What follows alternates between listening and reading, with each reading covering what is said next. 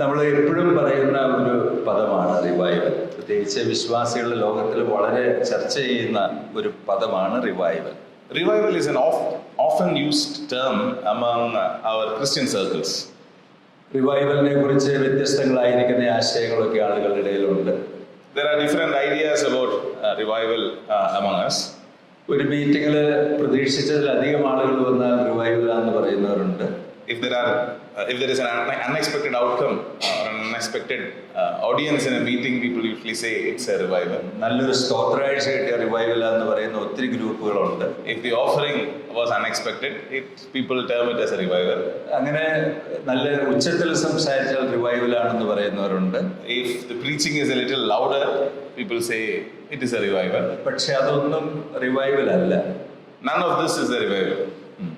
റിവൈവലിൽ ഇതൊന്നും ഉണ്ടാകില്ലെന്ന് നമുക്ക് പറയാനായിട്ട് പറ്റില്ല.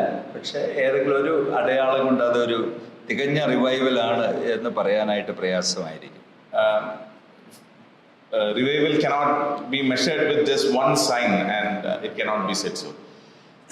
അനേക ദൈവമക്കളുടെ ആഗ്രഹവും പ്രാർത്ഥനയുമാണ് കർത്താവെ ഞങ്ങളെ ഉണർത്തണം, റിവൈവ് ചെയ്യണം എന്നുള്ളത്. It's the prayer and desire of many people that God, oh God, please revive us.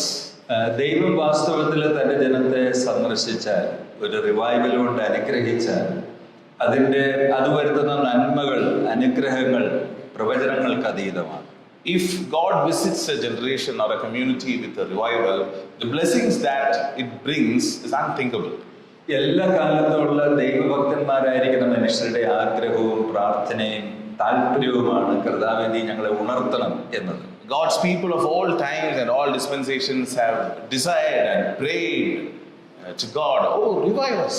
ഇതിന് പഴയ പുതിയ നിയമ വ്യത്യാസങ്ങളൊന്നുമില്ല.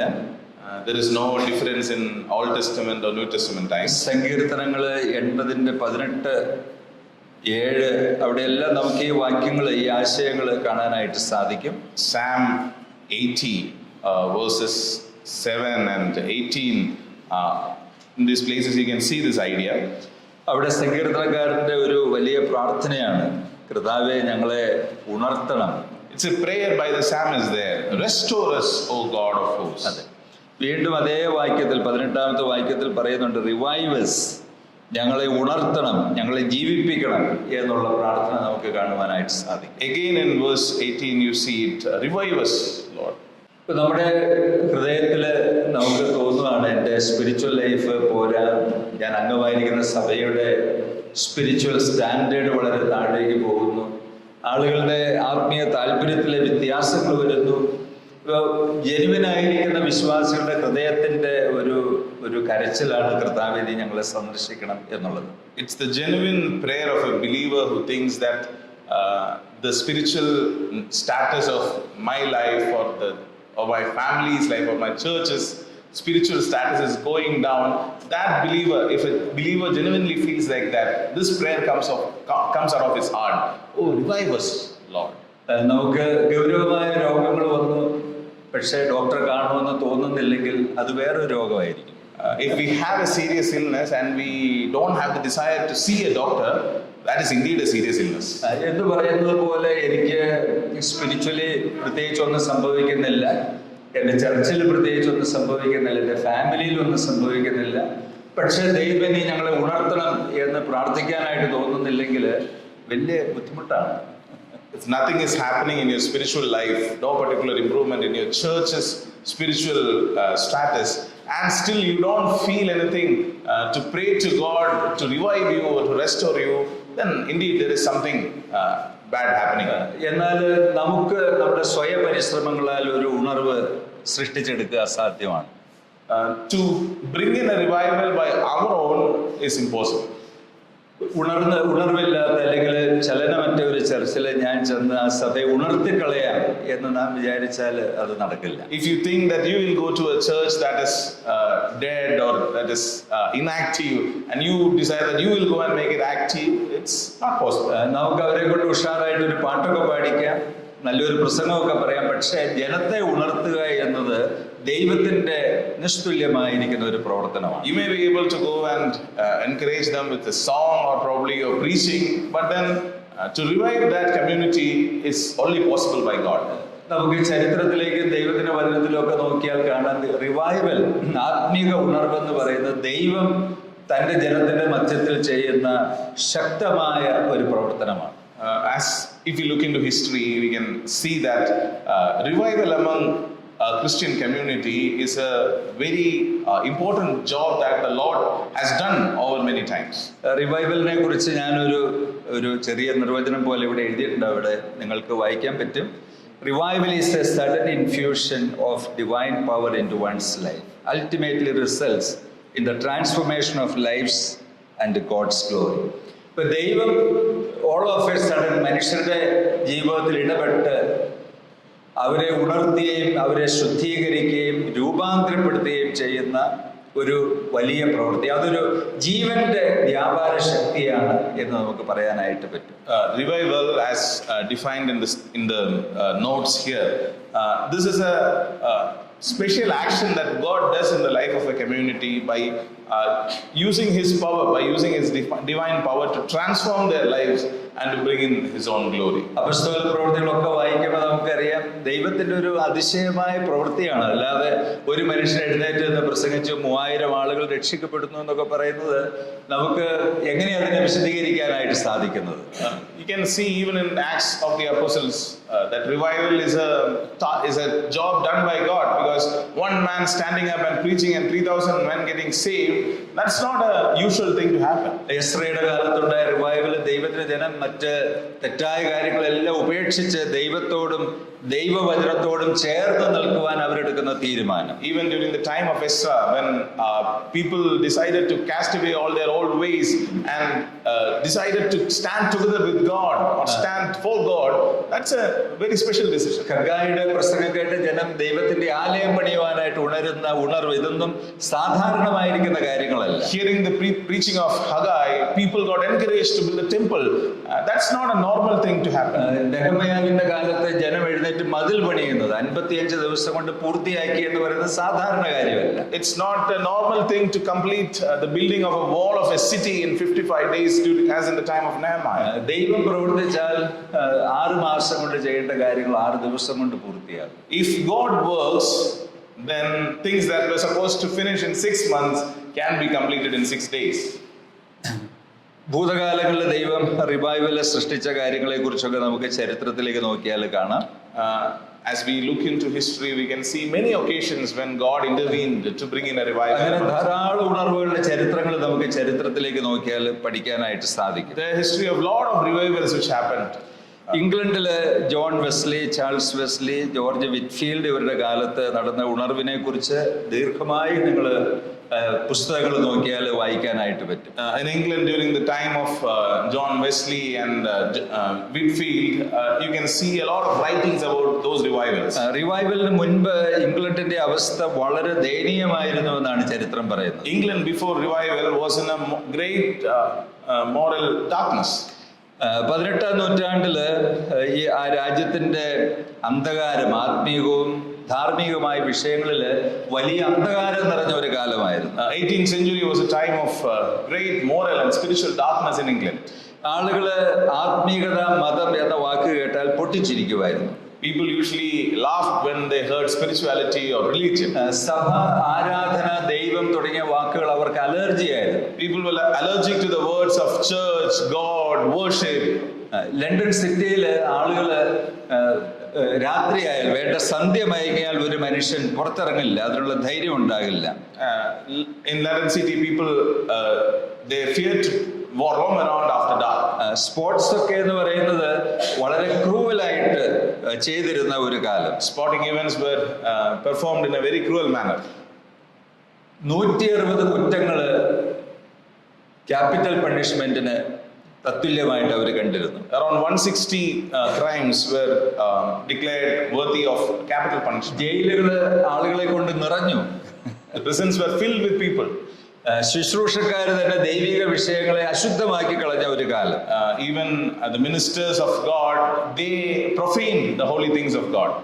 അങ്ങനെയുള്ള ഒരു കാലത്ത് ലോർഡ് ബോലിംഗ് ബ്രൂക്ക് എന്ന് പറയുന്ന ഒരു ഒരു ദൈവദാസൻ ഒരു കൂട്ടം ക്ലർജിയോട് ഇങ്ങനെ സംസാരിച്ചു. അതായത് ലോകത്തിലെ ഏറ്റവും വലിയ അത്ഭുതം എന്ന് പറയുന്നത് നിങ്ങളെപ്പോലുള്ള മനുഷ്യരുടെ കയ്യിൽ ഇപ്പോഴും ക്രിസ്ത്യാനിറ്റി നിലനിൽക്കുന്നു എന്നുള്ളതാണ് എന്ന് അദ്ദേഹം പറയാനിടയായി. And it was during that time that a man called Lord Bolingbroke, he made this statement that the greatest miracle in the world is that Christianity was surviving when it was committed to the hands of such unchristian men as you.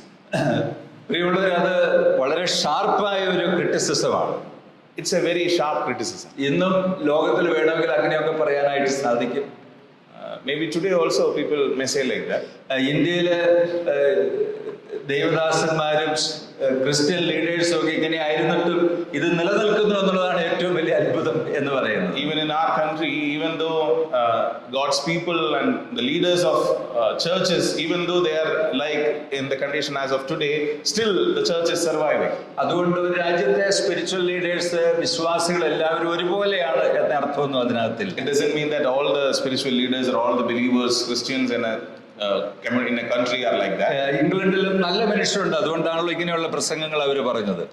There were different types of people in England. That's why one of them said like this. ഇങ്ങനെയുള്ള ഒരു സിനാരിയോയിലാണ് ഈ മനുഷ്യർ George Whitefield, John Wesley, Charles Wesley തുടങ്ങിയ ആളുകൾ പ്രവേശിക്കുന്നു. It was in this situation that George Whitfield, John Wesley and Charles Wesley and all took the stage. അതിനെ തുടർന്നുണ്ടായ ഉണർവ് വലിയൊരു ഉണർവാണ്. ചരിത്രത്തിൽ ഗ്രേറ്റ് അവേക്കനിങ് എന്നാണ് അതിനെക്കുറിച്ച് പറയുന്നത്. The revival that resulted is being called the Great Awakening. ഒരു മനുഷ്യൻ കർത്താവിന് വേണ്ടി നിൽക്കുകയും കർത്താവിന്റെ കരങ്ങളിൽ ഉപയോഗപ്പെടുകയും ചെയ്താൽ ഒരു രാഷ്ട്രത്തിന്റെ ചരിത്രം തന്നെ മാറിപ്പോകും. If a man is being used in God's hand, then the history of that nation will be rewritten. John വെസ്ലിയും ജോർജ് വിറ്റ്ഫീൽഡും ദൈവത്തിന്റെ വചനം എന്ന് പറഞ്ഞാൽ സുവിശേഷം വളരെ പ്ലെയിൻ ആയിട്ട് വളരെ ശക്തമായി അവർ ഇംഗ്ലണ്ടിൽ ഉടനീളം പ്രസംഗിച്ചു. George Whitfield and John Wesley, they proclaimed the gospel in a very simple and clear manner through the streets of England. വെസ്ലിയുടെ പ്രസംഗങ്ങൾ നമ്മൾ വായിച്ചാൽ ഇതുകൊണ്ട് ഇത്രയൊക്കെ സംഭവിക്കുമെന്ന് നമുക്ക് തോന്നിപ്പോകും. വെസ്ലിയുടെ പ്രസംഗങ്ങൾ വായിച്ചാൽ ഇത്ര സിമ്പിളായ പ്രസംഗം കൊണ്ട് ഇത്രയും വലിയ കാര്യങ്ങൾ സംഭവിക്കുമെന്ന് നമുക്ക് തോന്നില്ല. If you read the preachings of John Wesley, you might think that such simple preaching, how can it bring so big a result? പ്രിയമുള്ളവരെ, സുവിശേഷത്തോട് ഒന്നും ചേർക്കാതിരിക്കുക. Don't add anything to this gospel. സുവിശേഷത്തെ മികച്ചതാക്കാൻ നമ്മുടെ ഒരു അഡീഷൻസിന്റെ ആവശ്യമില്ല. You cannot make the gospel better by any of your additions. സുവിശേഷത്തെ അതായിരിക്കുന്നത് പോലെ ദൈവകൃപയിൽ ആശ്രയിച്ച് പ്രസംഗിക്കുവാൻ ധൈര്യവും സത്യസന്ധതയും ഉള്ളിടത്ത് ദൈവം തന്റെ വലിയ പ്രവൃത്തികളെ ആരംഭിക്കും. If you are honest enough to preach the gospel as it is without diluting it or adding to it, then God will work. John വെസ്ലിയുടെ പ്രസംഗത്താൽ ഇംഗ്ലീഷ് പീപ്പിളിന്റെ ഇടയിലും 30% ആളുകൾ രക്ഷയുടെ അനുഭവത്തിലേക്ക് വന്നെന്നാണ് ചരിത്രം പറയുന്നത്. Hearing the preaching of John Wesley, around 30% of all Englishmen came to faith. ഫ്രാൻസിൽ ഉണ്ടായ ഒരു വലിയ വിപ്ലവം ഉണ്ടല്ലോ, പാരീസ് കമ്മ്യൂൺ എന്നൊക്കെ അറിയപ്പെടുന്ന വിപ്ലവം പോലെ ഒന്ന് ഇംഗ്ലണ്ടിൽ സംഭവിക്കാതിരുന്നതിന്റെ കാരണം അങ്ങനെ ലഹള ഉണ്ടാക്കാൻ സാധ്യതയുള്ള മനുഷ്യർ ഇവരുടെ പ്രസംഗം കേട്ട് രക്ഷിക്കപ്പെട്ടു. അതുകൊണ്ട് അവർ വലിയ ലഹള ഒഴിവായിപ്പോയി. It is said that an event like Paris Commune in France didn't happen in England because all those people who would have been part of such a revolution, they got saved hearing John Wesley's message. വാസ്തവത്തിലെ ഇംഗ്ലീഷുകാരെ ലോകത്തിന്റെ നേതാക്കന്മാരാക്കി പിൽക്കാലത്ത് തീർത്തതിന്റെ കാരണം ഈ മനുഷ്യരുടെ പ്രസംഗങ്ങളാണ്. The Englishmen became the leaders of the world because of John Wesley's message. Charles Wesley, George Whitefield ഇവരുടെ ശക്തമായിരിക്കുന്ന പ്രസംഗങ്ങള് രാജ്യങ്ങളുടെ തന്നെ തലവരെ മറിച്ചതായിട്ട് നമുക്ക് കാണാനായിട്ട് സാധിക്കും. The messages, the preachings of Charles Wesley and George Whitfield, they changed the outlook of nations. അവരുടെ വേദശാസ്ത്ര കാഴ്ചപ്പാടുകൾക്കൊക്കെ വ്യത്യാസങ്ങൾ ഉണ്ടായിരുന്നു. There were different doctrinal perspectives for all these preachers. John വെസ്ലിയും ചാൾസ് വെസ്ലിയും ഒക്കെ പ്യൂർലി അർമീനിയൻ തിയോളജി ഹോൾഡ് ചെയ്ത മനുഷ്യരാണ്. John Wesley and Charles Wesley were people who held on to Armenian theology. എന്നാൽ George Whitefield തികഞ്ഞ കാൽവിനിസ്റ്റ് ആയിരുന്നു. Whitfield was a pure Calvinist. പക്ഷേ ഇവരുടെ ഡോക്ടറൽ ഡിഫറൻസിന് കണക്കിലാക്കാതെ ദൈവം അവരെ അതിശയമായിട്ട് ഉപയോഗിച്ചു. God used these men in spite of their doctrinal differences. അതിന്റെ ഒരു കാരണം എന്ന് പറയുന്നത് അവരുടെ ഹൃദയം ദൈവത്തിന് മുൻപാകെ നേരുള്ളതും പരമാർത്ഥതയുള്ളതും സത്യത്തിന് വേണ്ടി നിൽക്കുവാൻ വാഞ്ചയുള്ളതും ആയിരുന്നു. One of the reasons for that was their hearts were clear and honest, and they wanted to stand for the truth. നമ്മുടെ ഡോക്ട്രിൻ ശരിയാണ് എന്നുള്ളത് കൊണ്ട് മാത്രം ദൈവം നമ്മളെ ഉപയോഗിക്കണം എന്ന് നിർബന്ധം. It is not necessary that God will use us just because our doctrine is correct. ചിലപ്പോൾ ചില മനുഷ്യരുടെ ഡോക്ട്രിൻ സ്വല്പം മോശമായാൽ അവരെ ഉപയോഗിക്കാതിരിക്കണമെന്നും നിർബന്ധമില്ല. It is not necessary at the same time that God will not use somebody whose doctrine is not perfect. അതിന്റെ ഒരു കാരണമെന്ന് പറയുന്നത് അവരുടെ ഉള്ളിൽ ദൈവത്തിന് വേണ്ടി എരിവുള്ള ഒരു ഹൃദയം ഉണ്ട്. The reason is that they have a heart that is burning with a desire for the Lord. ഞാൻ പലപ്പോഴും ചിന്തിക്കാറുണ്ട്, നമ്മുടെയൊക്കെ ഡോക്ട്രിൻസ് വളരെ നല്ലതാണ്, പക്ഷെ എന്തുകൊണ്ട് ദൈവം നമ്മളെ വളരെ ഉപയോഗിക്കാത്തതെന്ന് ചില സമയങ്ങളിൽ ചിന്തിക്കാം. I often think that our doctrine is quite strong and solid, but why is not God using us? എന്നാൽ ചില മനുഷ്യരുടെ ഡോക്ട്രിൻസ് ഒക്കെ വളരെ പൂറാണ്, ഒന്നും തന്നെ അവർക്ക് അറിയില്ല, പക്ഷേ ദൈവം അവരെ കരങ്ങളിൽ എടുത്തുകൊണ്ട് നടക്കുന്ന പോലെ നമുക്ക് ചില സമയങ്ങളിൽ. At the same time, there are some other people whose doctrine is probably not very solid, and God is taking them in His hands and using them. പ്രിയമുള്ളവരെ, അതിന്റെ റീസൺ എന്ന് പറയുന്നത് ഹൃദയമാണ്. അതിന്റെ യഥാർത്ഥമായ റീസൺ എന്ന് പറയുന്നത്, The underlying reason for that is their heart. മർക്കോസിന്റെ സുവിശേഷം 9-ാമത്തെ അധ്യായത്തിൽ ഒരു സംഭവമുണ്ട്. Mark chapter 9, you read about an incident. അവിടെ ഒരു മനുഷ്യൻ തന്റെ മോനെ കൊണ്ട് ശിഷ്യന്മാരുടെ അടുക്കൽ വന്നിട്ട് എന്റെ മോനെ ഒന്ന് സൗഖ്യമാക്കണം എന്ന് പറയുന്ന സംഭവം. One man came with his son to the disciples and requested them to heal. അവിടെ അദ്ദേഹം പറയുന്നത്, ഞാൻ അവരെ നിന്റെ ശിഷ്യന്മാരുടെ അടുക്കൽ കൊണ്ടുവന്നു, പക്ഷേ ഒന്നും സാധിച്ചില്ല. I brought my son to your disciples, but they couldn't do anything.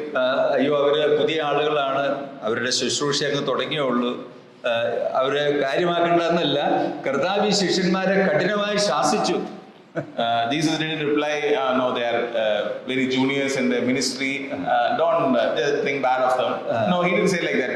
He condemned them, he cursed them. അത് കർത്താവ് പറഞ്ഞത് faithless generation. He told to them, oh, faithless generation. അപ്പൊ അവര് പറഞ്ഞില്ല, ഞങ്ങളെ അങ്ങനെ പരസ്യമായിട്ട് പറഞ്ഞ് ഞങ്ങള് ഹർട്ടായി പോയി, ഇനി ഈ സഭയിലേക്ക് ഇല്ല എന്ന് പറഞ്ഞില്ല. Disciples didn't say that what you did was bad, you condemned us publicly and we are not following you anymore. ഞങ്ങൾ ഇത്രയും വലിയൊരു സ്ഥാനത്ത് ഇരുന്നിട്ട് ഞങ്ങളോട് ഇങ്ങനെയൊക്കെ പറഞ്ഞത് മോശമായി പോയി. We were in such a high position and you talk to us like that, we didn't like it. പക്ഷെ അവര് ഒരു കാര്യം ചെയ്തു, അവര് വൈകുന്നേരമായപ്പോൾ കർത്താവിന്റെ അടുക്കൽ മടങ്ങി വന്നു. They didn't do that and they came to the Lord in the evening and they did another thing. They asked him. അവര് കർത്താവിനോട് ചോദിച്ചു, ഞങ്ങൾക്ക് എന്തുകൊണ്ട് അതിനെ പുറത്താക്കാൻ കഴിയാതെ പോയി എന്ന് ചോദിച്ചു.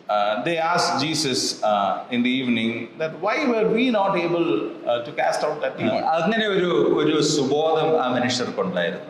They had probably a good consciousness. ഞങ്ങൾ ചെയ്യേണ്ടിയിരുന്ന ഒരു കാര്യമാണ്, പക്ഷെ ഞങ്ങൾക്ക് ചെയ്യാനായിട്ട് കഴിഞ്ഞില്ല. എന്തുകൊണ്ട് ഞങ്ങൾക്ക് ചെയ്യാനായിട്ട് കഴിഞ്ഞില്ല എന്നൊരു അന്വേഷണം അവരുടെ ഭാഗത്തുണ്ടായിരുന്നു. They understood that we were not able to do something that we were supposed to. Why we couldn't do that? വാസ്തവത്തിൽ നാമും ചോദിക്കേണ്ട ഒരു ചോദ്യമാണ്, കർത്താവേ, ഞങ്ങൾ ദൈവവചന പ്രകാരമുള്ള ഒരു സഭയാണ്, ഞങ്ങൾക്ക് മൂപ്പന്മാരുണ്ട്, ഞങ്ങൾക്ക് ശുശ്രൂഷക്കാരുണ്ട്, ഞങ്ങൾക്ക് ഒത്തിരി ഉപദേശങ്ങൾ അറിയാം, പക്ഷേ ഞങ്ങളിലൂടെ ദൈവം ചെയ്യേണ്ട കാര്യങ്ങൾ എന്തുകൊണ്ട് ഞങ്ങളിലൂടെ ചെയ്യുന്നില്ല? ആ ഒരു ചോദ്യം നമ്മുടെ ഒരു ഹൃദയത്തിൽ നിന്ന് ഉയരേണ്ടതായിരിക്കുന്ന ചോദ്യം. Maybe this question should arise from our hearts also. We are people with a good church, good solid leadership, good spiritual, good doctrine. But why is this thing not happening? What is supposed to happen through us?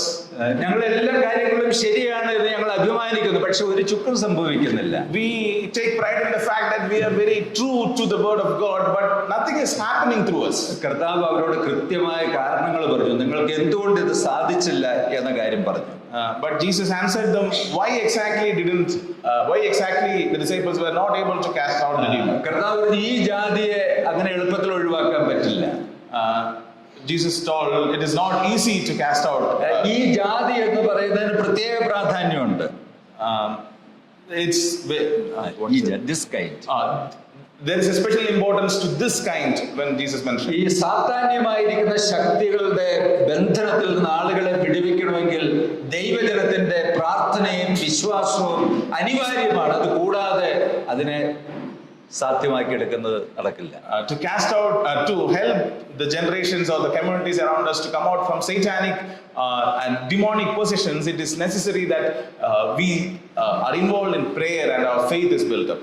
പ്രിയമുള്ളവരെ, ഇന്നത്തെ സഭയും ഏതാണ്ട് അതുപോലെയൊക്കെയുള്ള ഒരു അവസ്ഥയിലാണ്. Even today's church is in somewhat a situation like that. കർത്താവിന്റെ ശിഷ്യന്മാരുടെ ഇടയിൽ കൊണ്ടുവന്ന ആ ഒരു ചെറുപ്പക്കാരനെ കുറിച്ച് പറഞ്ഞാൽ അത് ലോകത്തിന്റെ ഒരു പരിച്ഛേദമാണ്. ഞങ്ങളെ സഹായിക്കാമോ എന്ന് ചോദിച്ചു വരുന്ന ആൾക്കൂട്ടം. The man who came to the disciples is an example of the world around us. പക്ഷേ ശക്തിയില്ലാതെ നിൽക്കുന്ന അപ്പസ്തോലന്മാർ അവർ പറയും ഞങ്ങളെ കൊണ്ട് അതിന് പറ്റില്ല. They are asking, please help us, but the disciples who are powerless, they are saying we can't. പ്രിയമുള്ളവരെ, ലോകത്തിന്റെ ആവശ്യങ്ങൾ വളരെ വലുതാണ്, പക്ഷേ സഭയ്ക്ക് ഒന്നും ചെയ്യാനുള്ള ശക്തിയില്ല. The world has so many needs, but then church is not able to do it.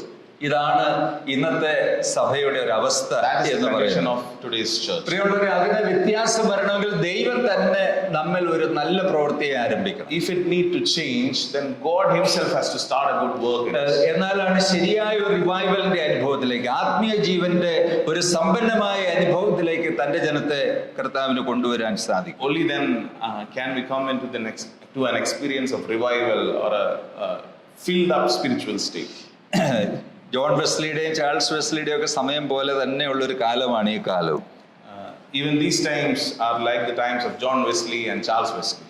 ഇന്നും സഭയെ കുറിച്ച് പറഞ്ഞാൽ പല കാര്യങ്ങൾ നമുക്ക് ശ്രദ്ധയോടെ കാണാൻ പറ്റും. സഭയ്ക്ക് അതിന്റെ ശക്തിയും ചൈതന്യവും നഷ്ടപ്പെട്ടു പോയ ഒരു കാലമാണിത്. If you look at the church, you can see that the church is losing its power and genuineness.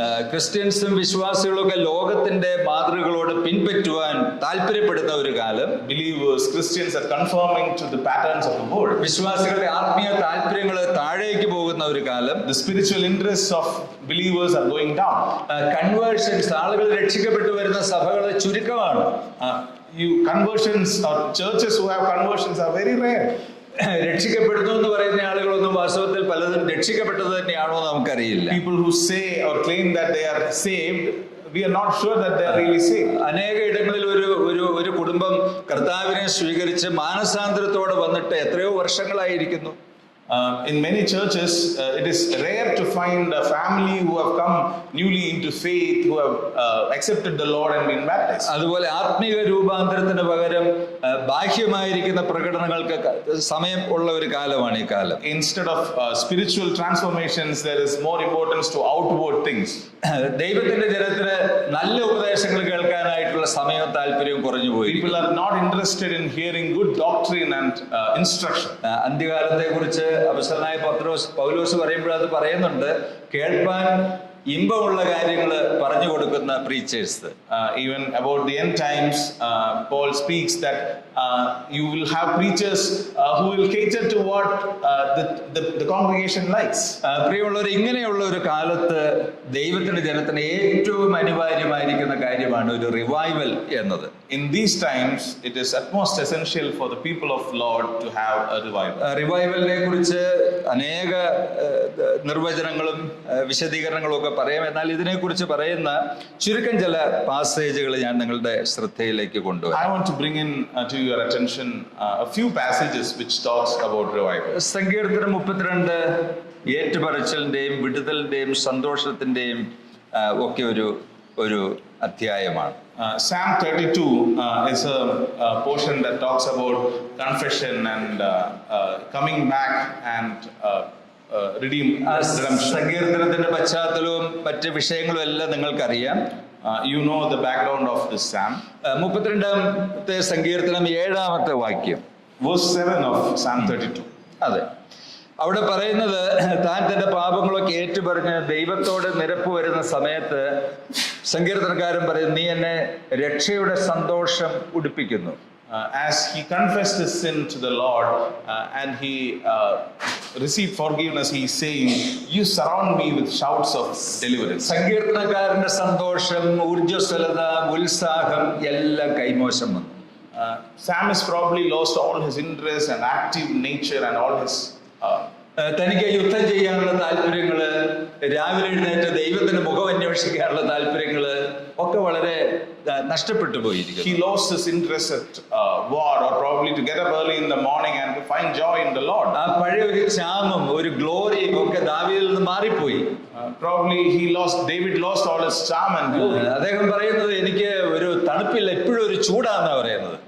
He's saying, I'm not cold, I am feeling. അല്ല, എന്റെ ഉള്ളിൽ എപ്പോഴും ഒരു ചൂടാണ്, ഒരു തണുപ്പ് അനുഭവിക്കാൻ പറ്റുന്നത്. Inside me, I'm not feeling cold. എന്റെ അസ്ഥികൾക്കെല്ലാം ചൂട് പിടിച്ചതുപോലെ, വേനൽക്കാലത്തിലെ ഉഷ്ണം എന്നെ ബാധിച്ചതുപോലെ ഉള്ളൊരു ഫീലിംഗ് ആണ് എനിക്കെല്ലാം ഇപ്പോഴും. He's feeling that his bonds wasted away and he's groaning. തന്റെ ആത്മീയമായ സന്തോഷം തനിക്ക് നഷ്ടപ്പെട്ടിരിക്കുന്നു. He lost his spiritual joy. ദൈവത്തോടുള്ള കൂട്ടായ്മയും ദൈവവുമായിട്ടുള്ള റിലേഷൻഷിപ്പും ഒക്കെ തകർന്ന് തരിപ്പണമായി പോയിരിക്കുന്നു. He lost his relationship with God and his fellowship. എന്നാൽ അതേസമയം ഇസ്രായേലിന്റെ രാജാവാണ്. But at the same time, he's a king of Israel. അതേസമയം തന്നെ അദ്ദേഹം ചർച്ചിലെ മെമ്പറാണ്. He's a member of the congregation. നമുക്കും അങ്ങനെയൊക്കെ ആയിരിക്കാനായിട്ട് പറ്റും. Maybe it's possible for us. ചർച്ചിൽ വരുന്നുണ്ട്, പാട്ട് പാടുന്നുണ്ട്, അപ്പം നുറുക്കുന്നുണ്ട്, സ്തോത്ര കാഴ്ച ഇടുന്നുണ്ട്, എല്ലാം ചെയ്യുന്നുണ്ട്. പക്ഷേ അകത്ത് ദൈവവുമായിട്ടുള്ള നമ്മുടെ ബന്ധം ശിഥിലമായി. You may be coming to the church, participating in worship and breaking bread, maybe putting an offering, but our relationship to God may not be right. എന്താണ് അതിന്റെ യഥാർത്ഥമായിരിക്കുന്ന കാരണം? What is the root cause? ദൈവത്തോടുള്ള വ്യക്തിപരമായിരിക്കുന്ന ബന്ധം തകർന്നിരിക്കുന്നു. Your personal relationship with God is not great. രഹസ്യമായിരിക്കുന്ന പല പാപങ്ങൾ നമ്മുടെ ജീവിതത്തിൽ കടന്നുകൂടിയിരിക്കുന്നു. There are many secret sins in your life. പ്രിയമുള്ളവരെ, അത് ഒരു ഉണർവിന് വിഘാതമായിട്ട് നിൽക്കുന്ന കാര്യമാണ്. It's a stumbling block for revival. ഇത് എത്രയോ വിശ്വാസികളുടെ ജീവിതത്തിൽ സംഭവിക്കുന്ന കാര്യമാണ്. This happens in the lives of many believers. പല സിന്നുകൾ വിശ്വാസികളുടെ ഹൃദയത്തിൽ ഉണ്ട്. There are many sins in the hearts of believers. ലോകസ്നേഹം ഉണ്ട്, the love of the world. മൊബൈലുമായിട്ട് ബന്ധപ്പെട്ട പല സിന്നുകൾ ജീവിതത്തിൽ തുടരുന്ന വിശ്വാസികളുണ്ട്. Various kinds of sin associated with your device. തെറ്റായിരിക്കുന്ന റിലേഷൻഷിപ്പുകൾ, ബന്ധങ്ങൾ ഉണ്ട്. Bad relationships. വളരെ മോശമായിരിക്കുന്ന മനോഭാവങ്ങൾ ഹൃദയത്തിൽ സൂക്ഷിക്കുന്ന വിശ്വാസികളുണ്ട്. Bad attitudes. ഈർഷ്യയും പിണക്കവും പകയും സൂക്ഷിക്കുന്ന മനുഷ്യരുണ്ട്. Believers who have jealousy and strife in their life. അങ്ങനെയുള്ള ഒരു ഹൃദയത്തില് ഉണർവുണ്ടാകുക വളരെ അസാധ്യമായിരിക്കും. How can revival happen in such people? എന്നാൽ ദാവീദിന് മനസ്സിലായി ദൈവത്തിന്റെ കരം തനിക്ക് എതിരാണ്, തന്റെ ജീവിതത്തിലെ പ്രശ്നങ്ങളുണ്ട്. താനത് ദൈവത്തിന്റെ വചനം കേട്ടപ്പോൾ ഏറ്റുപറയുവാൻ തക്കവണ്ണം ഇടയായി തീർന്നു. David understood that things are not right in my life. Maybe God's hand is against me, and then he decided. അത് ഏറ്റുപറഞ്ഞപ്പോൾ തനിക്ക് റിവൈവൽ ഉണ്ടായി. തന്നെ നോർമൽ ലൈഫിലേക്ക് ദൈവം മടക്കി കൊണ്ടുവരികയാണ്. A revival happened in David's life. God brought him back to his normal life. തന്റെ നഷ്ടപ്പെട്ട സന്തോഷവും ഊർജ്ജസ്വലതയും തനിക്ക് മടക്കി കിട്ടി. David received his joy and his energetic nature back. പ്രിയമുള്ളവരെ, വ്യക്തിപരമായ ഉണർവുള്ള വിശ്വാസികൾ ഒരുമിച്ച് കൂടുമ്പോഴാണ് സഭ ഉണരുന്നത്. When individual believers who are being revived come together, that's when അങ്ങനെ ഒരു സഭ ഉണരുമ്പോഴാണ് സമൂഹം ഉണരുന്നത്. when such churches are revived, the community is revived. സമൂഹങ്ങൾ ഉണരുമ്പോഴാണ് ഒരു രാജ്യത്തെ തന്നെ അത് സ്വാധീനിക്കുന്ന ശക്തിയായി തീരുന്നത്. As such communities are revived, even the nation is being influenced. ലൂക്കോസിന്റെ സുവിശേഷത്തിൽ നമ്മൾ വായിക്കുന്ന ധൂർത്തപുത്രന്റെ ചരിത്രവും ഇത് തന്നെയാണ്. The story of the prodigal son that we read in the Gospel of Luke is also similar. ലൂക്കോസിന്റെ സുവിശേഷം 15-ാം അധ്യായം 21 മുതൽ 24 വരെയുള്ള വാക്യങ്ങൾ മുഴുവൻ വായിക്കണ്ട, ഞാൻ ചില ഭാഗങ്ങൾ മാത്രം പറയാം. Luke chapter 15 verses 21 on to 24. തന്റെ പിതാവുമായിട്ടുള്ള ബന്ധം നഷ്ടപ്പെടുത്തി സ്വത്തുക്കൾ ചെലവഴിച്ച് ജീവിക്കുന്നതിലാണ് ജീവിതത്തിന്റെ സന്തോഷം എന്ന് തെറ്റിദ്ധരിച്ച ഒരു മനുഷ്യൻ. There is this man who thought that it is joyful to lose all the possessions of your father and to spend time with your friends. ഇന്നും അങ്ങനെയുള്ള ചിന്തകൾ നമുക്ക് വരാൻ, ധാരാളം പണം നമ്മുടെ കയ്യിലുള്ളത്, ധാരാളം സ്വാതന്ത്ര്യമുള്ളത്, ലക്ഷറിയസ് ആയിട്ട് ജീവിക്കാൻ പറ്റുന്നതാണ് ജീവിതത്തിന്റെ ഏറ്റവും വലിയ സന്തോഷം എന്ന് നാം തെറ്റിദ്ധരിച്ചു പോകും. Maybe we might think that it is the greatest thing in our life to live with all the possessions and to find our joy in them. എന്നാൽ വേഗത്തിൽ തന്നെ തനിക്ക് മനസ്സിലായി, ലക്ഷറീസിലല്ല, ധാരാളിത്വത്തിലല്ല ജീവിതത്തിന്റെ സന്തോഷം, ദൈവവുമായിട്ടുള്ള റിലേഷൻഷിപ്പിലാണ് ജീവിതത്തിന്റെ റിവൈവൽ, സന്തോഷം എന്ന കാര്യം തനിക്ക് മനസ്സിലാക്കാൻ പറ്റും. Understood that the joy in one's life is not, the fulfillment in one's life is not in those luxuries or in those possessions, but being in a relationship with God. എന്നാൽ അദ്ദേഹം പറഞ്ഞു, ഞാൻ എന്റെ പിതാവിന്റെ അടുക്കിലേക്ക് മടങ്ങി പോകുന്നു. This man said, I will go back to my father. പ്രിയമുള്ളവരെ, റിവൈവൽ ആരംഭിക്കുന്ന അവിടെയാണ്. ഒരു സഭ പറയാണ്, ഞങ്ങളുടെ രക്ഷിതാവായിരിക്കുന്ന യേശു ക്രിസ്തുവിന്റെ അടുക്കിലേക്ക് മടങ്ങുവാൻ തീരുമാനിച്ചിരിക്കുന്നു. The revival starts there. The church decides that we will go back to our Savior. ആ സ്റ്റെപ്പില് ഒരു മനുഷ്യന്റെ റിവൈവൽ ആരംഭിക്കും. Indeed, in that step, ഒരു സഭയുടെ റിവൈവൽ ആരംഭിക്കുന്നത് മടങ്ങിപ്പോക്കിലാണ്. the church's revival starts in going back. യെശയ്യാ പ്രവാചകൻ പുസ്തകത്തിൽ ഒരു വാക്യമുണ്ട്, നിങ്ങൾ പുറമെ ചെന്ന് പഴയ വഴികളെ നോക്ക്, പഠിക്ക്, പുറകിലേക്ക് തിരിഞ്ഞു നടക്കുക. ചില സമയത്ത് മാനസാന്തരം എന്ന് പറയുന്നത് പുറകിലേക്കുള്ള നടത്തമാണ്. അതാണ് നമ്മളെ ആത്മീയമായി മുന്നോട്ട് നടത്തുന്ന യാഥാർത്ഥ്യം. In Isaiah, he speaks like this: go back to your old ways, look at them. The revival in a man's life starts when you go back to your older ways. അദ്ദേഹം ചെന്ന് തന്റെ പിതാവിന്റെ അടുക്കിലേക്ക് പറയുന്നത്, അപ്പച്ചാ ഞാൻ വീട്ടിലേക്ക് കയറിക്കോട്ടെ എന്നല്ല. This man came back to his father and he didn't say, Father, can I come back into my house? ഈ മോന് നല്ല സ്പിരിച്വൽ സെൻസ് കൈവന്നു. This man got a great spiritual sense. അദ്ദേഹം പറയുന്നത്, അപ്പച്ചാ ഞാൻ പൈസ കൊണ്ടേ കളഞ്ഞു, എന്നോട് ക്ഷമിക്കണമെന്നല്ല. He's not saying, I lost all your money, don't please forgive me. ഞാൻ അപ്പച്ചന് സാക്ഷികേട് വരുത്തി, എന്നോട് ക്ഷമിക്കണമെന്നല്ല. സാക്ഷികേട് വരുത്തി, I lost my testimony, please forgive me.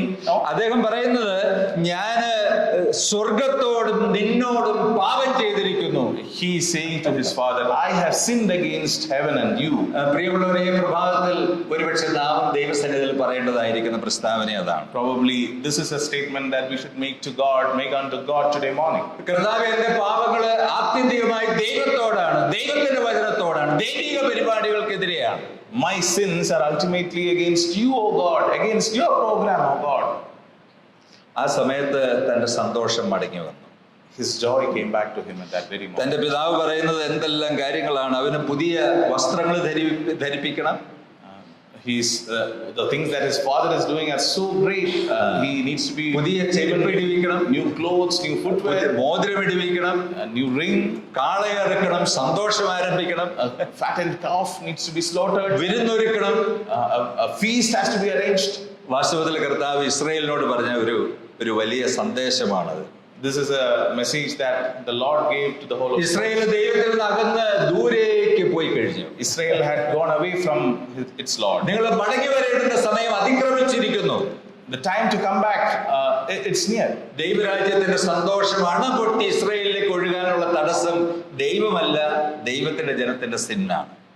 The joy of the Lord, what stops it from coming back to his people is not the Lord himself, but the sin of. പ്രിയമുള്ളവരെ, നമ്മുടെ കുടുംബങ്ങൾ കർത്താവിനോട് അടുക്കേണ്ടത് വളരെ ആവശ്യമാണ്. It's necessary that our families come closer to God. നമ്മുടെ churches കർത്താവിനോട് അടുത്തിയല്ലേണ്ടത് വളരെ ആവശ്യമാണ്. Our churches need to come closer to God.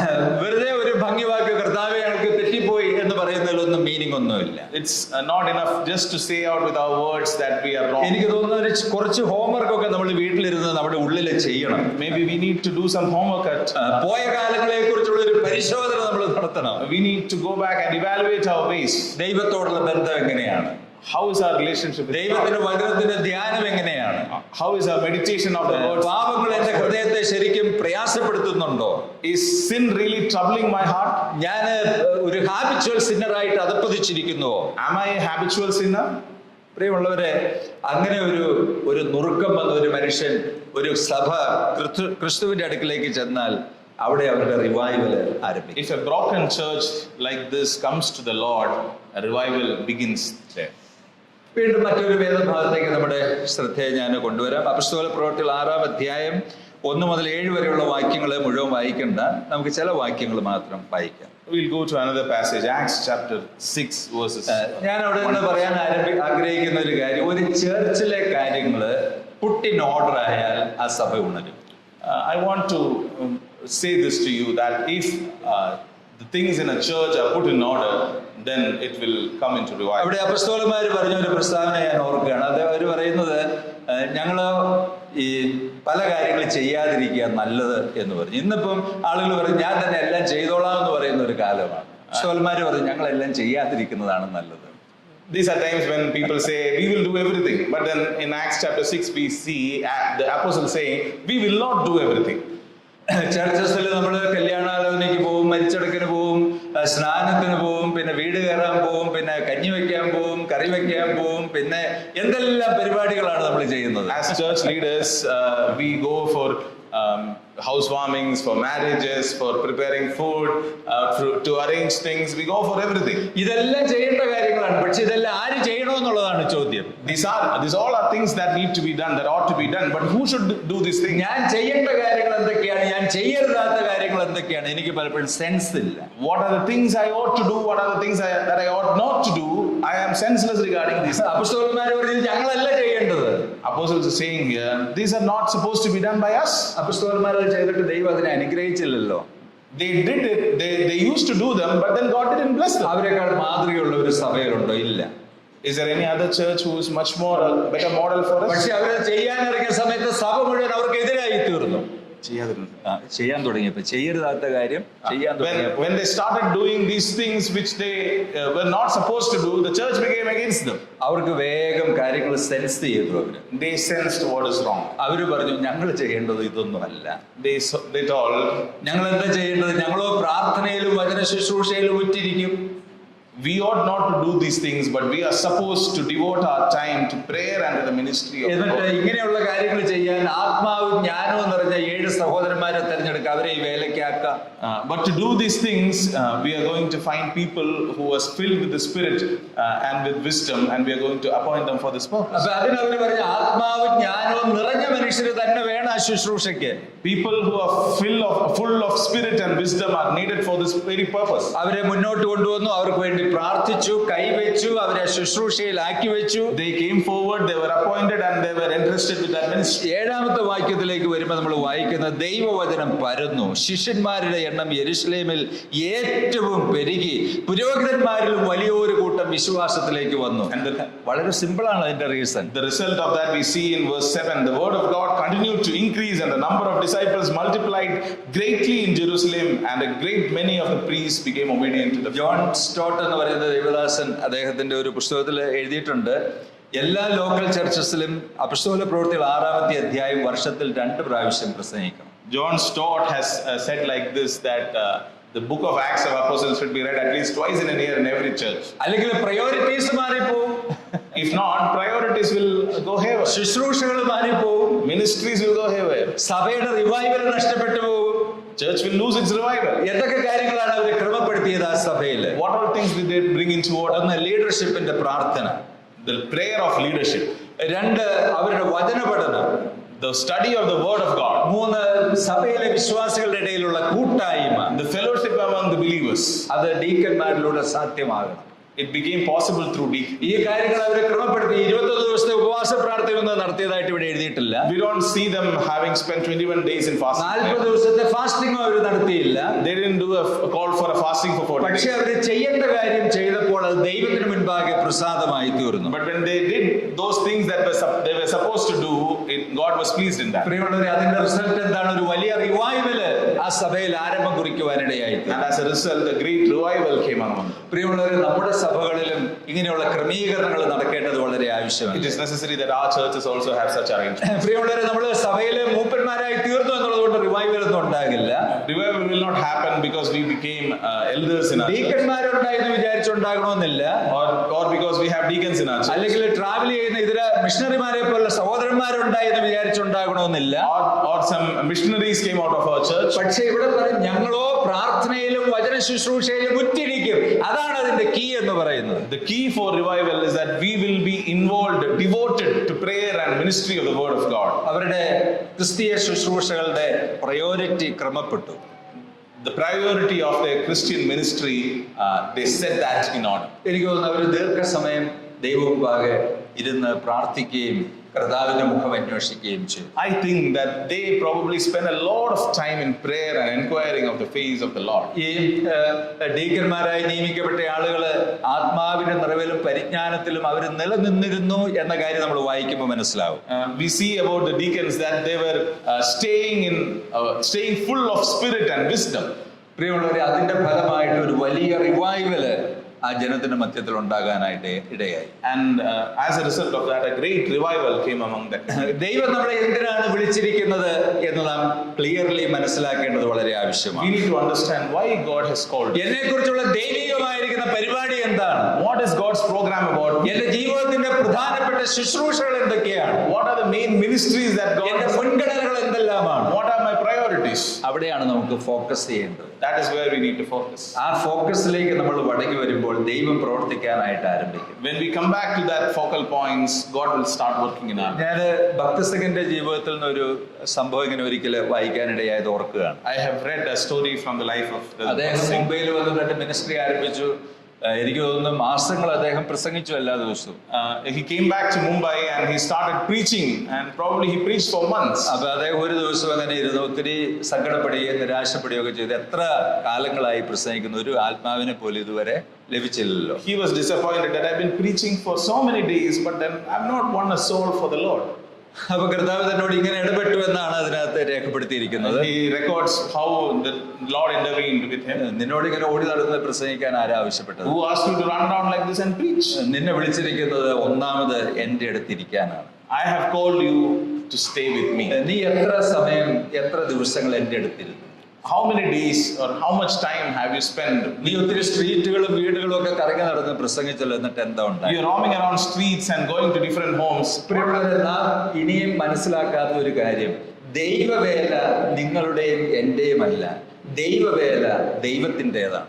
What we need to understand is that the work of the Lord, the ministry of the Lord is not ours or yours, it is of the Lord. പ്രിയമുള്ളവരെ, ദൈവത്തിന്റെ വേല ദൈവശക്തിയാൽ മാത്രം നിറവേറ്റപ്പെടുന്നതാണ്. God's work is only possible by the power of God. അത് ദൈവം നമ്മുടെ ജീവിതത്തിലൂടെ പ്രവർത്തിച്ചാൽ മാത്രം സാധ്യമാകുന്ന ഒരു കാര്യമാണ്. Only if God works through us, it can be made possible. പല സഹോദരന്മാരുടെയും സാക്ഷ്യത്തിൽ ഞാൻ കേട്ടിട്ടുണ്ട്, അവരുടെ ശുശ്രൂഷയുടെ ആരംഭകാലത്ത് ഒത്തിരി ഫലങ്ങളും അനുഗ്രഹങ്ങളും ദൈവം അവർക്ക് കൊടുത്തു. Many Christian leaders, they say like this, that during the beginning of their work, God gave them a lot of results. എന്നാൽ പിന്നീട് ഒത്തിരി വർഷങ്ങൾ കഴിഞ്ഞ് അവരുടെ മിനിസ്ട്രി അത്രയും ഫ്രൂട്ട്ഫുൾ ആയില്ല.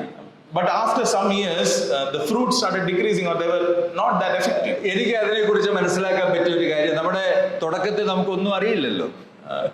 One thing that I understood probably is that in our beginnings we don't നമ്മുടെ ഇന്നസെൻസിൽ നമ്മൾ ഒത്തിരി പ്രാർത്ഥിക്കും, കർത്താവേ ശക്തി തരണം, നമ്മൾ ദൈവത്തിന് മഹത്വം കൊടുക്കും, ദൈവത്തിന് വചനം താല്പര്യത്തോടെ പഠിക്കും. വർഷങ്ങൾ കഴിയുമ്പോൾ നമ്മൾ പ്രൊഫഷണൽ ആകും, പ്രൊഫഷണൽ സ്കിൽസിൽ ആശ്രയിക്കാൻ തുടങ്ങും. അപ്പൊ കർത്താവ് പറയും, ഇനിയിപ്പോ എന്റെ ആവശ്യമില്ല, നീ തന്നെ അങ്ങ് ചെയ്തോളാൻ പറയും. In the beginning of our ministry, probably in our innocence we'll pray and depend on the Lord for everything, but as times go by we become professional and will trust in our professional skills, and then God will say, now I am not needed you. നമ്മൾ ഒത്തിരി കാര്യങ്ങൾ പറയും, പക്ഷെ ദൈവം പ്രവർത്തിക്കില്ല. Maybe we might be saying a lot of things, but God will not be working. പ്രിയമുള്ളവരെ, simplicity of heart, അതിലേക്ക് നമ്മൾ മടങ്ങി. We need to come back to the simplicity of heart. ദൈവത്തിന്റെ വചനത്തെ താല്പര്യപൂർവ്വം ഇരുന്ന് കേൾക്കുവാനുള്ള ഒരു ചെവിക്ക് പരിച്ഛേദനയേറ്റ ഒരു സമൂഹമായിട്ട് നമ്മൾ മാറണം. We need to become a community who have circumcised hearts, and we need to have a very listening ear to the Lord. ഇനിയും ധാരാളം വേദഭാഗങ്ങൾ ഇങ്ങനെ നമുക്ക് പരിശോധിക്കാനുണ്ട്. ഞാൻ വേറൊരു വേദഭാഗത്തേക്കും കൂടെ കൊണ്ടുവന്ന് എന്റെ സമയമായി ഞാൻ അവസാനിപ്പിക്കാം. അപ്പസ്തോല പ്രവൃത്തികൾ 11-ാം അധ്യായത്തിന്റെ 26-ാമത്തെ വാക്യം. I want to bring your attention to one last passage as my time is finishing. Acts chapter 11 verse 26. പ്രിയമുള്ളവർ, അവിടെ നമ്മൾ വായിക്കുന്നത് അവര് അപ്പസ്തലന്മാര് പൗലോസും ബർന്നബാസും അന്ത്യോക്യയിൽ ഒരു വർഷം മുഴുവൻ ദൈവത്തിന്റെ വചനം പ്രസംഗിച്ചു. We read about Paul and Barnabas ministering in Antioch for more than a year. അതിന്റെ ഫലമായിട്ട് എന്തുണ്ടായി? വിശ്വാസികൾ ക്രിസ്ത്യാനികളായിട്ട് മാറി. And as a result, believers or disciples became Christians. നമ്മൾ പറയുന്ന ഒരു കാര്യമാണ്, ഞങ്ങൾ എത്ര വർഷമായി പ്രസംഗിച്ചു, പക്ഷെ ഒരുത്തന്റെ ജീവിതത്തിൽ ഒരു വ്യത്യാസവും വന്നിട്ടില്ല. We say this often. We have been preaching for a lot of time, but nobody's life. പിള്ളേർക്ക് ഒരു വ്യത്യാസവും വരുന്നില്ല. Children are not changing. ചെറുപ്പക്കാർക്ക് ഒരു മാറ്റവും വരുന്നില്ല. Youth are still the same. മാതാപിതാക്കൾക്ക് വ്യത്യാസം വരുന്നില്ല. Parents have no change. ഒന്നും സംഭവിക്കുന്നില്ല. Nothing is happening. കർത്താവ് എന്റെ പ്രസംഗം മുഴുവൻ ഇതിൽ പോയി. What is happening to my preaching? ഇവർ ഒരു വർഷമേ പ്രസംഗിച്ചുള്ളൂ. Paul and Barnabas preached for 1 year. നമ്മൾ 10-15 വർഷം പ്രസംഗിച്ചിട്ട് ഒന്നും സംഭവിക്കുന്നില്ല. We've been preaching for 10-15 years. Nothing is happening. എന്തായിരിക്കും അതിന്റെ വ്യത്യാസം എന്ന് പറയുന്നത്? What is the difference? എന്തോ ഒരു വ്യത്യാസമുണ്ട്, ഒന്ന് പരിശോധിക്കുന്നത് നല്ലതാണ്. There is some difference. It is good to examine it. എന്തോ ഒരു ഡിഫറൻസ് അവരുടെയും നമ്മുടെയും പ്രസംഗത്തിലുണ്ട്. There is some difference between their preaching and our preaching. പ്രിയമുള്ളവരെ, അവര് ഒരു വർഷം മുഴുവൻ ദൈവത്തിന്റെ വചനം പ്രസംഗിച്ചു. ഒരു വർഷം മുഴുവൻ They preached the word of God for 1 full year. എന്ന് പറഞ്ഞാൽ ആ സഭയെ ദൈവത്തിന്റെ വചനം കൊണ്ട് അവര് നിറച്ചു. They filled the church with the word of God. ഈ പഴയ ഉണർവ് ചരിത്രങ്ങളൊക്കെ വായിച്ചാൽ 3 ആഴ്ചത്തെ ഉണർവ് യോഗങ്ങൾ, 1 മാസത്തെ ഉണർവ് യോഗം, 6 മാസത്തെ ഉണർവ് യോഗം, 7 ദിവസത്തെ ഉണർവ് യോഗം എന്നൊക്കെ ഞാനിങ്ങനെ വായിച്ചിട്ടുണ്ട്. And when you read the history of revivals, you hear about 3 weeks revival meeting or 3 months revival meeting, 6 months revival meetings, etc. അങ്ങനെ ഒരു ചർച്ചിലെ 25 വിശ്വാസികൾ ഒരാഴ്ചയിൽ എല്ലാ ദിവസവും വൈകുന്നേരം 2-3 മണിക്കൂർ വന്നിരുന്ന് ദൈവവചനം കേൾക്കാനും പ്രാർത്ഥിക്കാനും ആരംഭിച്ചാൽ അവിടെ ചില അസാധ്യ കാര്യങ്ങൾ സംഭവിക്കും. If the believers in a church, they decide to come together to pray and listen to the word of God every day for weeks on, definitely ഈ മനുഷ്യരുടെ ഹൃദയങ്ങൾ ദൈവത്തിന്റെ വചനം കൊണ്ട് നിറഞ്ഞ് കവിയണം. അവിടെയാണ് പ്രിയമുള്ളവരെ രൂപാന്തരം ആരംഭിക്കുന്നത്. when the hearts of believers are filled with the word of God, that's where revival starts. ദൈവവചനത്തിന്റെ ശുശ്രൂഷ എന്ന് പറയുന്നത് ഡ്രൈ പ്രീച്ചിങ് അല്ല, full of energy and life. The preaching, the ministry of the word of God is not dry preaching, but it is full of energy and life. ദൈവത്തോടുള്ള ബന്ധം, ദൈവവചനത്തിന്റെ സമൃദ്ധി, പരിശുദ്ധാത്മാവിന്റെ നിറവ്, പ്രത്യാശയുടെ ഉറപ്പ്, വിശ്വാസത്തിന്റെ ശക്തി, ഇതൊക്കെയാണ് നമ്മുടെ ശുശ്രൂഷയിലൂടെയും പ്രസംഗത്തിലൂടെയും വെളിപ്പെടുന്നത്. അത് കേൾക്കുന്ന മനുഷ്യരുടെ ഹൃദയങ്ങള് ദൈവകൃപയാൽ നിറയപ്പെടും. Our preaching should reveal the power of the Holy Spirit, the power of the word of God, the assurance of the hope that we have. And when we do that, when our preachings reveal that, people's lives will be transformed. ഞാൻ ഈ അടുത്ത നാളുകളിൽ ചില books ഇങ്ങനെ വായിക്കാനിടയായി. I read some books recently. ആ പുസ്തകങ്ങളിൽ പറയുന്ന കാര്യങ്ങൾ ശ്രദ്ധേയമാണ്. വളരെ ശ്രദ്ധേയമായിരിക്കുന്ന ആശയങ്ങൾ അതിനകത്ത്. There were some interesting ideas in those books. സ്വിറ്റ്സർലൻഡിൽ വളരെ മനോഹരമായ ശുശ്രൂഷകൾ ചെയ്ത ദൈവദാസന്മാരുണ്ട്. ജോൺ കാൽവിൻ ഉണ്ട്, ഫാരൽ ഉണ്ട്, പിന്നെ അങ്ങനെ ഒത്തിരി ദൈവദാസന്മാർ ഉണ്ട്. There were many men of God who ministered in Switzerland, like John Calvin and Farrell. അവര് ശുശ്രൂഷകൾ ആരംഭിച്ച സമയത്ത് ആ രാജ്യത്ത് വലിയ ഒരു റിഫർമേഷൻ വർക്ക് നടന്നു. Great reformation came into that country when they ministered. Reformation work നടന്നു എന്നുള്ളത് മാത്രമല്ല, 100-200 വർഷങ്ങളിലേക്ക് ആ റിഫർമേഷന്റെ ശക്തി നിലനിന്നു. The power of that reformation, the effects of that reformation stayed on. പ്രസംഗങ്ങള് ആളുകളുടെ ജീവിതത്തെ അടിസ്ഥാനപരമായി വ്യത്യാസപ്പെടുത്തി. Their preachings changed the lives of thinking of people considerably. അവിടുത്തെ ശുശ്രൂഷ ചെയ്ത മനുഷ്യർക്ക് നമ്മൾക്ക് എന്നുള്ള ഒരു സൗകര്യങ്ങളും ഉണ്ടായിരുന്നില്ല. They didn't have all the facilities that we have today. ഞാൻ വായിച്ചപ്പോൾ മനസ്സിലായത് പാസ്റ്റേഴ്സിന്റെ വൈഫ്സ് മിക്കവാറും ഒക്കെ നല്ല പ്രായത്തിൽ മരിച്ചുപോയി. I read about them that most of the spouses of the pastors, they passed away in a very young age. എല്ലാ കുടുംബങ്ങളിലും 4-5 പിള്ളേരുണ്ട്. ഈ സഹോദരിമാർക്ക് മാൽ ന്യൂട്രീഷൻ വന്ന് മിക്കവാറും എല്ലാവരും മരിച്ചു. Most of these wives were malnourished and they had probably 4 or 5 children. അവർക്കിടെ salary എന്ന് പറയുന്നത് വളരെ മിനിമം. മജിസ്ട്രേറ്റ്സ് ആണ് സാലറി കൊടുക്കുന്നത്. അപ്പൊ അവർ വളരെ കുറച്ചേ കൊടുത്തുള്ളൂ, ഇല്ലായിരുന്നു. Their salaries were very minimum. നല്ല നോബിൾ ഫാമിലിയിൽ നിന്ന്, ഫ്രാൻസിൽ നിന്ന് മറ്റ് പല സ്ഥലങ്ങളിൽ നിന്ന് മാനസാന്തരപ്പെട്ടു വന്ന് നോബിൾ കുടുംബങ്ങളിൽ നിന്ന് വന്ന പല പാസ്റ്റേഴ്സും ഭയങ്കര കടത്തിലാണ് മരിച്ചത്. Many of the pastors who were saved from noble families in France and all and came and ministered, they died with a lot of debt. പക്ഷേ ഇവരുടെ ശുശ്രൂഷകൾ വളരെ ശക്തിയുള്ളതായിരുന്നു. But their ministry was very powerful. അപ്പൊ അവര് ഈ ശുശ്രൂഷകൾ ആരംഭിച്ച സമയത്ത് അവര് അതിന് മുൻകാലങ്ങളിൽ ഓഗസ്റ്റിൻ തൊട്ടുള്ള ദൈവദാസന്മാർ എങ്ങനെയാണ് സഭയെ വചനം കൊണ്ട് നിറച്ചത് എന്നവർ പരിശോധിച്ചു. As they started their ministry, they examined how in the older times people from the time of Augustine, how they filled the church with the word of God. മധ്യകാലഘട്ടത്തിൽ ജീവിച്ചിരുന്ന അനേക ക്രിസ്ത്യൻ മങ്സ് അവരുടെ ജീവിതങ്ങള് ശുശ്രൂഷകളൊക്കെ അദ്ദേഹം വളരെ ശ്രദ്ധയോടെ പഠിച്ചു. They examined the lives and ministry of Christian monks who lived in the Middle Ages. അവര് പറഞ്ഞു മൊണാസ്ട്രി തെറ്റാണ്, പക്ഷെ അവരുടെ ഒത്തിരി പ്രാക്ടീസസ് ശരിയാണ് എന്ന് അവർ പറഞ്ഞു. They understood that monasteries are not the right concept, but their practices, many of their practices were right. ദൈവ ജനത്തെ സങ്കീർത്തനങ്ങളാൽ നിറയ്ക്കണം. God's people have to be filled with ഒരു ടൈം ടേബിൾ അവരുണ്ടാക്കി കൊടുത്തു. They made a timetable for that. Saint ബെനഡിക്റ്റിന്റെ ആശ്രമത്തിൽ ഒരാഴ്ച കൊണ്ട് ഒരു വിശ്വാസി സങ്കീർത്തനങ്ങൾ മുഴുവൻ വായിച്ച് പൂർത്തിയാക്കണം. In the monastery of Saint Benedict, a believer is supposed to finish all the psalms within a week. പ്രിയമുള്ളവരെ, കാൽവിൻ പറഞ്ഞു ദൈവജനത്തെ സങ്കീർത്തനങ്ങളാൽ നിറയ്ക്കണം. Calvin told that the people of God has to be filled with psalms. ദൈവവചനം കൊണ്ട് നിറയണം ആളുകളുടെ ഹൃദയങ്ങൾ. God's word has to be filled in the hearts of people. അത് വെറുതെ dry ആയിട്ട് പ്രസംഗിച്ചുകൊണ്ടിരിക്കുക എന്നുള്ളതല്ല. There is no point in preaching in a dry manner. ആളുകളുടെ ഹൃദയം ശരിക്ക് എന്താണ്, കത്തി ജ്വലിക്കണം. the hearts of people need to be burning for the Lord. ഹൃദയങ്ങള് ദൈവകൃപയാലും വചനത്താലും നിറയുമ്പം രൂപാന്തരം വളരെ എളുപ്പത്തിൽ സംഭവിക്കും. When the hearts of people are filled with the grace of God and the word of God, revival will indeed happen. നമ്മുടെ സങ്കീർത്തന ധ്യാനം എന്ന് പറയുന്നത് ഞായറാഴ്ച ഒരു ദിവസം നമ്മൾ ധ്യാനിക്കും. We meditate on Psalms probably for a 15 minutes. അത് നമുക്ക് ഒരു 10-15 minute ധ്യാനമാണ്. It lasts for around 15 minutes. പക്ഷെ ആ ധ്യാനത്തില് മിക്കവാറും നമ്മുടെ ഉള്ള സന്തോഷം പോകും. Maybe probably while we meditate during that time our അങ്ങനെ joy is also lost. Fresh thoughts ഒന്നും ആയിട്ടല്ലല്ലോ ആരും വരുന്നത്. Nobody brings in fresh thoughts with വായിച്ച് അതുപോലെ തന്നെ റിപ്പീറ്റ് ചെയ്തുകൊണ്ടിരിക്കും. We often repeat the same thing that we keep കാരണം on saying. അവര് തന്നെ ഡ്രൈ ആണ് ദൈവസന്നിധിയിൽ. That's because they themselves are dry. അവര് വന്ന് സഭയെ കുറച്ചും കൂടെ ഡ്രൈ ആക്കും. They'll come and make the church a little more dry. അങ്ങനെ പല ആഴ്ചകളാകുമ്പോൾ നമ്മുടെ ഹൃദയം വാമാകുന്നതിന് പകരം ഡ്രൈ ആയി മാറും. Instead of our hearts becoming warm, we become dry. എന്നാൽ ഇവിടെ ഈ മനുഷ്യർ അന്ത്യോക്യയിൽ അവർ ദൈവത്തിന്റെ വചനം പ്രസംഗിച്ചു. But here we see in Antioch that they preached the word of God. എല്ലാ ദിവസവും പ്രസംഗിച്ചു. They preached it every day. ദൈവസഭ വളരെ താല്പര്യത്തോടെ ദൈവത്തിന്റെ വചനത്തെ കേട്ടു. The church listened very intently to the word of God.